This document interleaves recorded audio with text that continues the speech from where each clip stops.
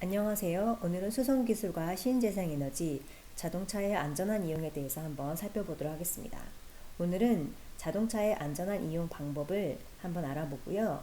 자동차의 사고 원인과 예방 및 대처 방법을 알아보도록 하겠습니다. 이를 알아보기 위해서 선생님이 오늘 준비한 영상은 끼어든 택시로 인해서 길 가던 행인이 사망하는 사건이 있었습니다. 그 사건을 가지고 재판부와 운전자 주장을 어떻게 분석하고 있는지 한번 살펴봐 주시면 좋겠습니다. 이를 가지고 교통사고 사건에 대한 서울법원의 판례를 찾아보셔도 좋고, 이 판례를 가지고 판례문을 작성하셔도 좋습니다. 그리고 제시된 판례에 대해 내가 법관이 되면 판결을 어떻게 내릴지도 한번 고민해 보시면 좋겠습니다. 영상 보시고 수업 시간에 만나겠습니다. 네, 얼마 전에 떠들썩한 이 사건이 하나 있었죠. 택시가 두 개의 차선을 들어오면서 택시를 피하려던 레이가 행인을 쳐 숨지게 한 사고였습니다. 지난 1월 27일에 인천지법에서 판결이 났습니다. 이 운전자는 충돌을 피하려다 사고가 났으므로 긴급 피난에 해당한다며 무죄를 주장했지만 법원에서는 받아들여지지 않았습니다. 레이 운전자는 벌금 1,200만 원이 선고됐고 택시 기사는 징역 2년 6개월에 집행유예 4년을 선고받았습니다. 어떻게 보세요? 결론만 먼저. 제 개인적인 생각에서는요, 네. 그 레이 운전자 입장에서는 좀 억울한 측면이 있지 않았나, 저는 그렇게 보고 있습니다. 제가 인천지법에서 받은 거를 한 준비해 봤는데요. 저도 준비하려고 봤는데 아무리 찾아도 없던데 네. 이거 어떻게 구하셨어요? 이거 제가 직접 전화했습니다. 이 재판부는 핸들을 꺾지 말고 조금 더 빨리 달려서 택시와 행인 사이를 지나가거나 아니면 핸들을 급격하게 꺾어서 우회전으로 들어갈 수 있지 않았냐라고 얘기를 하고 있습니다. 레이 운전자가 택시 운전자를 발견한 그 시점이 중요한 것 같은데 그 시점을 한번 보겠습니다. 택시와 레이의 운전자 거리가 3.36m, 레이와 행인의 거리가 9.82m, 당시 속도가 37.5m입니다. 이때 운전자가 할 수 있는 선택, 속도를 급격하게 빨리 내서 택시와 행인 사이를 지나가는 것, 이거 가능한 것 같습니까? 저도 그 블랙박스를 실제로 여러 번 봤습니다. 정말 느리게도 보고 빠르게도 보고 끊어서도 봤는데 아마 거의 어렵다고 보여집니다, 저는. 그러면 두 번째, 브레이크를 밟아서 차를 세울 수 있을 거라고 생각하십니까? 저는 결론적으로 차를 세우기가 거의 불가능하지 않았을까. 왜냐하면은 37km 시속은 37km의 거리를 1시간에 가는 거리잖아요. 1m 단위로 환산을 해보면 약 0.1초를 1m에 가는 속도입니다.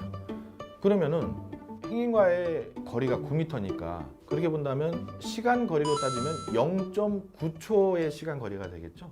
그런데 생각을 한번 해보자고요. 최소한 눈으로 보고 머리로 인지하고 명령하고 동작까지 하는 데는 최소 0.5초에서 1초 정도 걸린다고 보는데 어떠세요? 그 정도 걸릴 것 같습니다. 그죠? 네, 그 정도 걸릴 것 같은데 브레이크를 밟을 수 있는 시간조차 되지 않을 수도 있었을 거고요. 제동 거리까지 있기 때문에 결국에는 부딪힐 수밖에 없지 않았을까라는 생각을 해봅니다. 그럼 세 번째, 핸들을 급격하게 틀어서 네. 우회전을 해서 네. 행인을 피하는 거죠. 이거 가능한 것 같습니까? 거리가 9m잖아요, 피해자와 차량이. 골목은 바로 옆에 있어요. 그러면 이 짧은 순간에 이거를 크게 돌려서 이면도로로 들어간다? 차가 정상적으로 들어가긴 어려워요. 비정상적인 형태로 들어갈 수 있다고 칩시다. 쳐도 오른쪽 골목에 또 다른 어떤 행인들이 있을 수 있어요. 오른쪽으로 들어가기가 어렵지 않았을까라는 생각을 합니다. 긴급 피난을 주장을 했어요, 이 레이 운전자가. 네네. 긴급 피난이 뭐죠? 간단하게 말씀드리면 긴급한 위난을 피하기 위한 행위는 상당한 이유가 있는 때에는 처벌하지 않는다. 보충성과 균형성의 원리라는 게 있어요. 보충성은 그 행위를 하는 것 이외에 다른 대안이 없어야 돼요. 균형성은 긴급 피난에 의해서 보호되는 법익이 그 침해되는 법익보다 더 우월하거나 아니면 최소한 동등해야 된다, 뭐 이런 건데, 이 사안에서 이제 레이 쪽은 긴급 피난이라고 주장을 했지만 법원에서는 균형성과 보충성을 인정하지 않았던 거예요. 예, 그래서 긴급 피난이 인정되지 않았던 것 같습니다. 네. 그러니까 레이 차주가 과연 잘못이 전혀 없다고 볼 수 있느냐라는 엄격한 방향으로 검토가 이뤄진 것 같습니다. 택시 운전자는 첫 번째 논란은 2개의 차선을 한 번에 들어온 것, 그리고 사고가 난 이후에 도주를 한 것입니다. 레이 차주가 사고 직후에 이제 택시 기사를 불렀잖아요. 뭐 아저씨 이렇게 예, 불렀죠. 그렇죠. 그 분명히 이제 어떤 소리가 들렸을 텐데 몰랐었다고 하고 1차로에서 3차로로 급격하게 방향을 튼 이유가 인형을 줍기 위해서 방향을 틀었다. 뭐 이런 진술을 했다고 하더라고요. 그 인형을 죽는다는 게 좀 궁색한 변명 같지 않으세요? 그 인형이 어떤 인형인지도 좀 궁금하기도 한데 레이 차량이 사고 직전에 과연 어떻게 했었어야 됐냐, 이게 지금 주 쟁점이긴 해요. 근데 저는 오히려 그 부분보다도요, 레이 차량 입장에서 보세요. 앞에 택시가 1차로에서 2차로까지 이동할 때 그 타이밍까지는 사고를 감지했을까요? 아니요.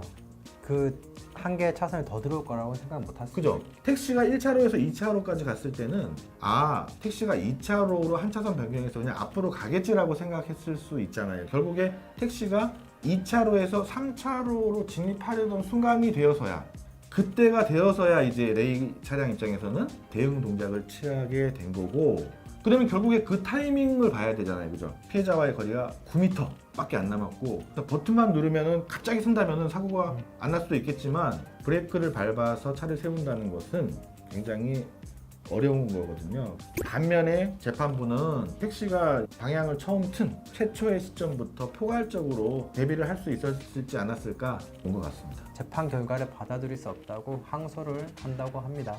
이상입니다.